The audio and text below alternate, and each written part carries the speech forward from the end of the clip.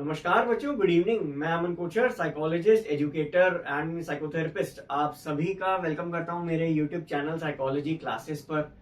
Last video हमने बच्चों शुरू कर दी थी चैप्टर 5 थेरेप्यूटिक अप्रोचेस के बारे में, जिसके लिए मुझे काफी रिक्वेस्ट भी आई थी मेरी शॉर्ट्स वीडियोस पर और मेरे लॉन्ग फॉर्म 10 मिनट्स और 11 मिनट्स की जो मैं वीडियोस अपलोड करता हूँ, लेक्चर वीडियोस, उन पर भी। तो मैंने वो लास्ट वीक स्टार्ट कर दी थी, but because of my clinical practice थोड़ा सा मिसमैनेजमेंट हो रहा था टाइम का। मैं कोशिश कर रहा हूँ कि मैं आपके लिए जल्दी से जल्दी हफ्ते में कम से कम 2 या 3 वीडियोस अपलोड किया करूं, एंड वो टाइम भी जरूर आएगा। ऑब्वियसली बोर्ड एग्जामिनेशन से पहले ही बच्चों वो टाइम आएगा। तो इनफैक्ट आपको सभी को ज्यादा वेट ना कराते हुए आज का टॉपिक भी स्टार्ट करते हैं। आज का टॉपिक बड़ा इजी मैं कहना चाहूंगा, बट उससे भी ज्यादा बहुत ही इंटरेस्टिंग है, खासकर मेरे लिए। तो आई होप कि वो आपके लिए भी मैं इंटरेस्टिंग टॉपिक बना पाऊं। बेसिकली आज का टॉपिक है हमारे पास है टाइप्स ऑफ थेरेपीज।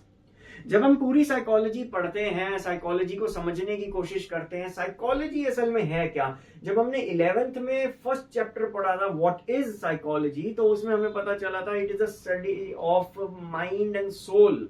तो जब हम माइंड एंड सोल की स्टडी करते हैं बच्चों, तो उसके लिए हमें स्टडी करने के लिए कुछ रूल्स एंड पैटर्न्स को फॉलो करना पड़ेगा for obvious reasons.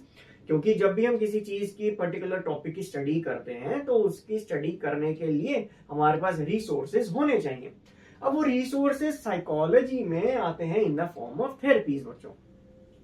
In the form of therapies का मतलब यहां पर है कि किस तरीके से कौन कौन सी थेरेपीज यूज की जाती हैं। अभी तो बहुत ही लिमिटेड अमाउंट ऑफ थेरेपीज हैं, जो ये थेरेपीज तो काउंट कर सकते हो आप उंगलियों पे। 3 थेरेपीज मैंने बोर्ड पर लिखी हैं, बट जो थेरेपीज इन स्ट्रक्चर्स के बियॉन्ड चली जाती है वो भी थेरेपीज हैं, उनको भी प्रैक्टिस में, क्लिनिकल प्रैक्टिस में यूज किया जाता है। इनफैक्ट मैं भी वो थेरेपीज यूज करता हूं एंड अपने क्लाइंट्स को, अपने पेशेंट्स को क्योरनेस की तरफ, अवेयरनेस की तरफ, ज्यादा से ज्यादा बेटर ट्रीटमेंट देने की तरफ मैं कहना चाहूंगा कि मैं लेके जाता हूं।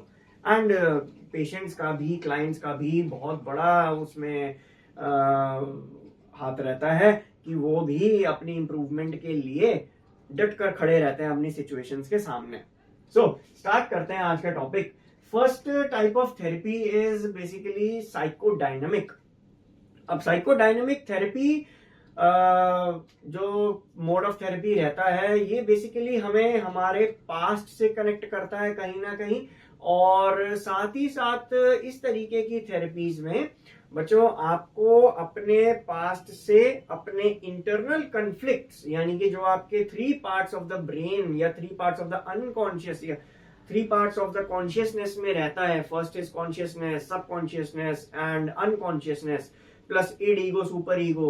That was devised, the term was devised by Sigmund Freud. तो सिगमंड फ्रॉइड की जो टर्म्स थी साइकोडायनेमिक अप्रोच, इसमें हम साइकोलॉजी की मदद लेके कुछ थेरेपीज जैसे कि फ्री एसोसिएशन और ड्रीम एनालिसिस, बहुत सारी मोड ऑफ थेरेपीज आगे आगे हम पढ़ेंगे भी, उनका हम यूज करते हैं साइकोडायनेमिक थेरेपीज में। बिहेवियर थेरेपी आपको ये बताती है कि आपके पास्ट बिहेवियर, आपके प्रेजेंट बिहेवियर किस तरीके से इफेक्ट कर सकते हैं आपके फ्यूचर बिहेवियर को। फर्स्ट थिंग, आपका प्रेजेंट बिहेवियर किस तरीके से इन्फ्लुएंस हुआ था आपके पास्ट बिहेवियर से। सेकंड थिंग, आपका फ्यूचर बिहेवियर किस तरीके से इन्फ्लुएंस हो सकता है आपके प्रेजेंट बिहेवियर से, अगर आपने अपने प्रेजेंट बिहेवियर को मोल्ड नहीं किया तो। यहां पर कंडीशन आती है रीइंफोर्समेंट टेक्निक्स की, कंडीशनिंग टेक्निक्स की, एवर्जन थेरेपीज की, systematic desensitization and what not. Last is, but obviously it is not the last therapy, but according to syllabus, it is the last therapy, humanistic and existential. ये word बहुत ही interesting है मेरे लिए, क्योंकि मैं particularly इस mode of therapy में, मैं particularly in 2 mode of therapies में काम करता हूँ। एंड इन 2 थेरेपीज के बाद भी कई थेरेपीज हैं जिनकी मैं मदद भी लेता हूँ। First is ACT, acceptance and commitment therapy. तो ये एक बहुत ही अच्छी थेरेपी है। एक होती है SFBT बच्चों, सॉल्यूशन फोकस्ड ब्रीफ थेरेपी। बहुत अलग अलग तरीके की थेरेपी है। एक होती है TIP, ट्रॉमा इन्फॉर्म्ड थेरेपी। एक होती है क्लाइंट या पर्सन सेंटर्ड, जो इसी में हमारे पास को ज्वाइन हो जाएगी टर्म ह्यूमनिस्टिक में, क्लाइंट सेंटर्ड या person centred therapy, Karl Rogers की डिवाइस की हुई। सो अब इन तीन थेरेपीज के बारे में हमने समझा कि ह्यूमनिस्टिक हाँ है, ह्यूमनिस्टिक एक्जिस्टेंशियल थेरेपी स्टूडेंट्स क्या होता है। ह्यूमनिस्टिक एक्जिस्टेंशियल का मतलब होता है कि उस इंसान की प्रेजेंट एग्जिस्टेंस का ट्रू मीनिंग, कि सेल्फ वर्थ, सेल्फ एस्टीम, जो हमने कंसेप्ट पढ़े थे पर्सनालिटी में, अगर वो सारे खो गए हैं, कहीं पता नहीं चल रहे हैं, पर्सनालिटी के ट्रेट्स कहीं ना कहीं मिसमैच हो रहे हैं, तो उसमें ह्यूमनिस्टिक और एक्जिस्टेंशियल थेरेपीज काम आती हैं। अब इस टॉपिक में मैं ऑब्वियसली एनसीईआरटी बुक्स की भी हेल्प लूंगा, क्योंकि ये बहुत ही वास्ट और कॉम्प्लेक्स टॉपिक था, और ये टॉपिक में टोटल हमारे पास 6 ऐसे क्लासिफिकेशन के बेसिस मिलते हैं जिन पर हम काम करेंगे। सबसे पहले कॉज, ठीक, तो मैं एक एक करके लाइन बाय लाइन इसको रीड करूंगा, पढ़ने की कोशिश करूंगा। The conflicts that are present within the psyche of the person are the source of the psychological problems. ठीक है जी। तो साइकोडायनेमिक थेरेपी क्या कहती है बच्चों? साइकोडायनेमिक थेरेपी स्टेट्स दैट अगर कोई भी कंडीशन आपके साइकी से जुड़ी हुई है, साइकिक कंट्रोल में नहीं है, आपके सबकॉन्शियस या अनकॉन्शियस में है, सो एट दैट मोमेंट समझ जाना चाहिए कि साइकोडायनेमिक थेरेपी यूज कर सकते हैं। या आपके चाइल्डहुड में कुछ कंडीशंस हुई हैं, कुछ मिस हैपनिंग्स, कुछ ऐसे ट्रॉमा इंसिडेंट्स हुए हैं, ट्रॉमेटिक इंसिडेंट्स हुए हैं, तो उसके लिए साइकोडायनेमिक थेरेपी काम आती है। देन हमारे पास आता है बिहेवियर में कॉज। अगर आपका behaviour obviously are due to the faulty learning of the behaviours and cognition, अगर वो बिहेवियर आपके फॉल्टी लर्निंग और कॉग्निशन का पैटर्न बनते हैं, तो आपको समझ जाना चाहिए कि बच्चों वो बिहेवियर थ्योरी या बिहेवियर थेरेपीज में काउंट होगा।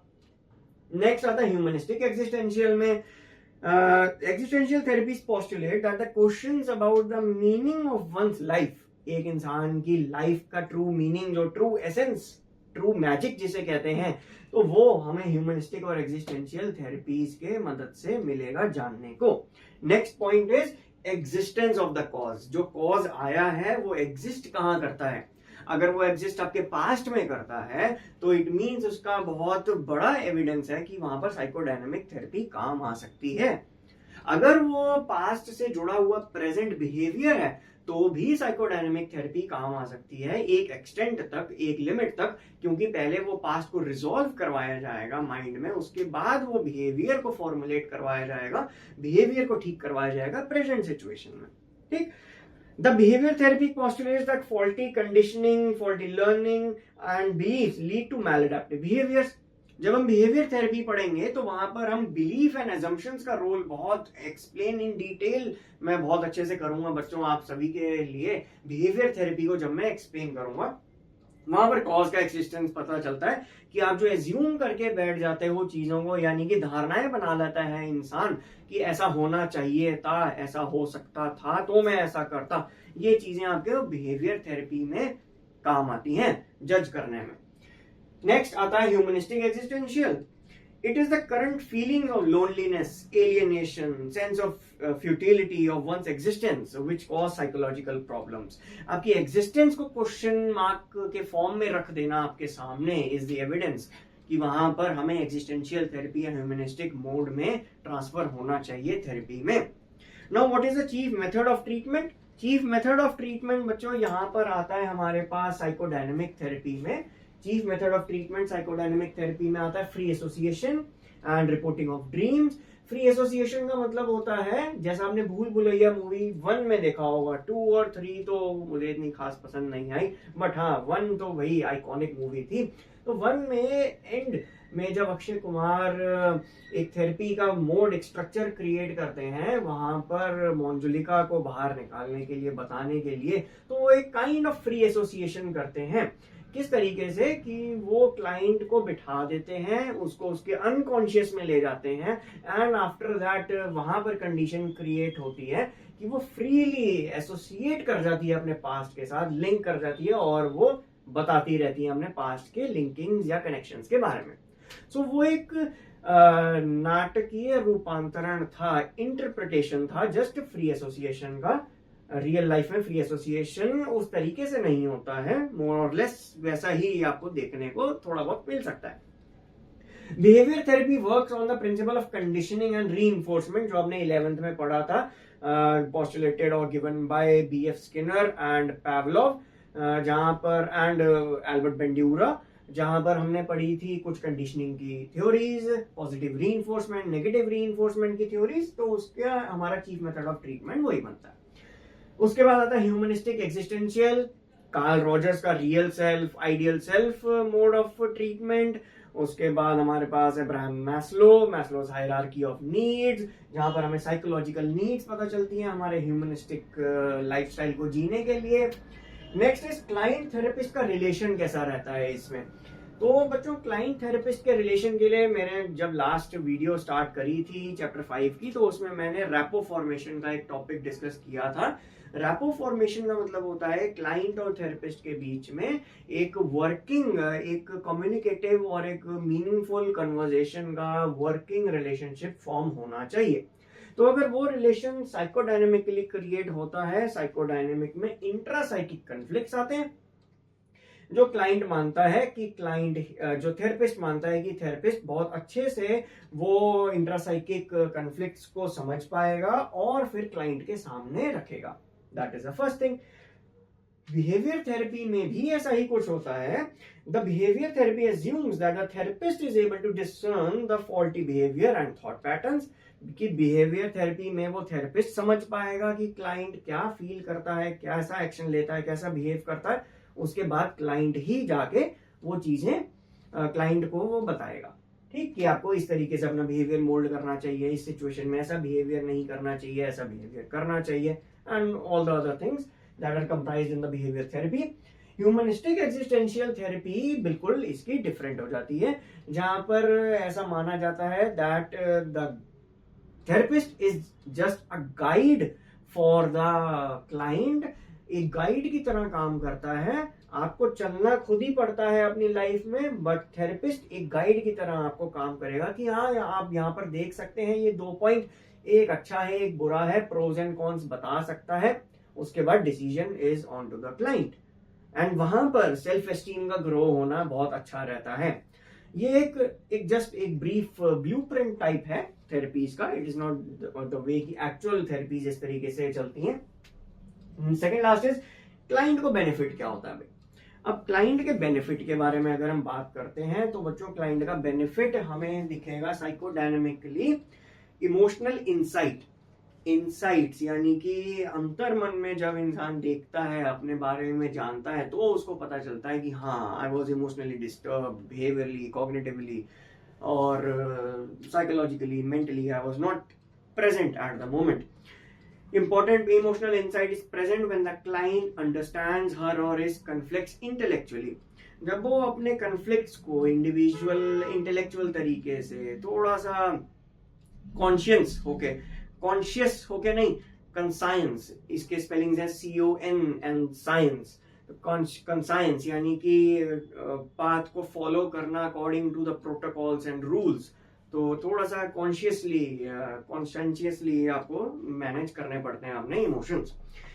एक्सेप्टेंस एंड कमिटमेंट थेरेपी, जैसा मैंने बताया, तो वहां पर एक्सेप्टेंस आता है। बिहेवियर थेरेपी में क्या होगा, client symptoms distress reduce as a consequence of this emotional insight. First thing, behavior therapy considers changing faulty behavior and thought patterns to adaptive ones.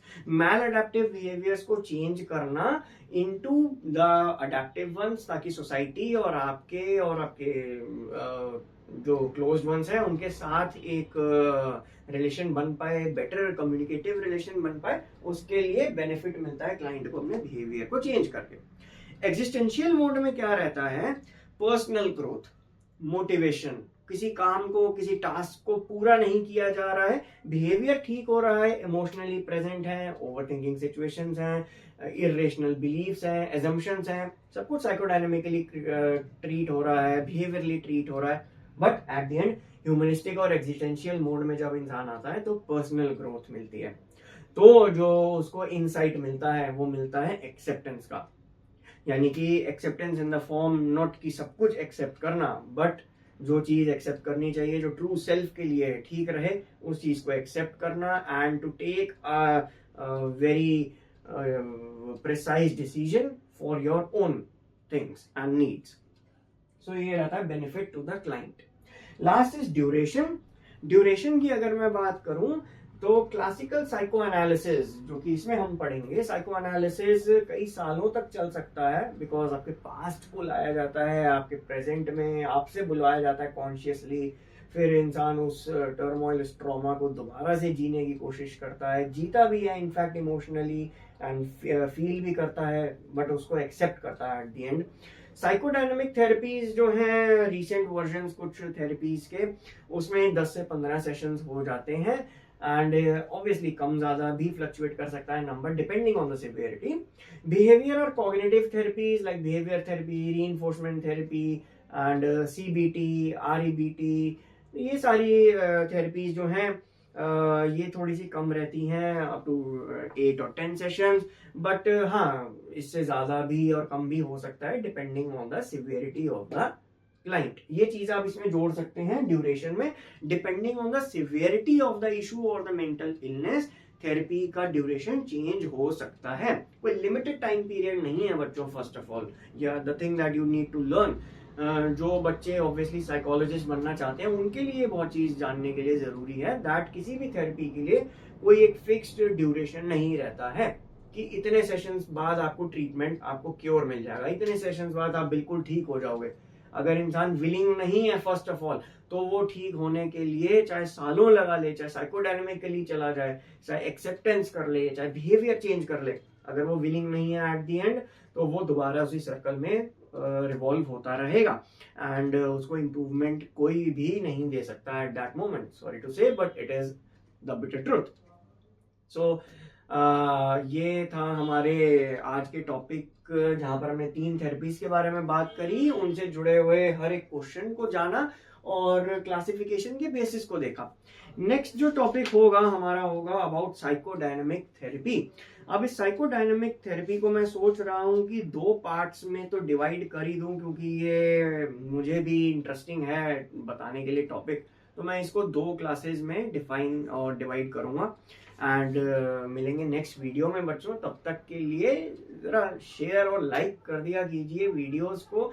अगर आपको कुछ भी इस पूरी वीडियो में एक कंटेंट, 1 मिनट ऐसा लगता है जहां पर आपको कुछ नया सीखने को मिला, तो उस चीज के लिए एक लाइक तो बनता ही है बिल्कुल, है ना. और अगर हो सके तो लाइक से ज्यादा क्या चीज होती है भाई यूट्यूब पे, शेयर करना वीडियोस को, तो आप शेयर भी कर सकते हैं. उससे भी ज्यादा अगर आपको चैनल अच्छा लग जाए, पुरानी वीडियोस कोई अच्छी लग जाए, तो सब्सक्राइब भी कर सकते हो. ठीक, नमस्कार एंड मिलेंगे नेक्स्ट वीडियो में, जहां पर मैं साइकोडायनेमिक थेरेपी को समझाने की कोशिश करूंगा 2 पार्ट्स में. Thank you so much. Keep studying and keep learning.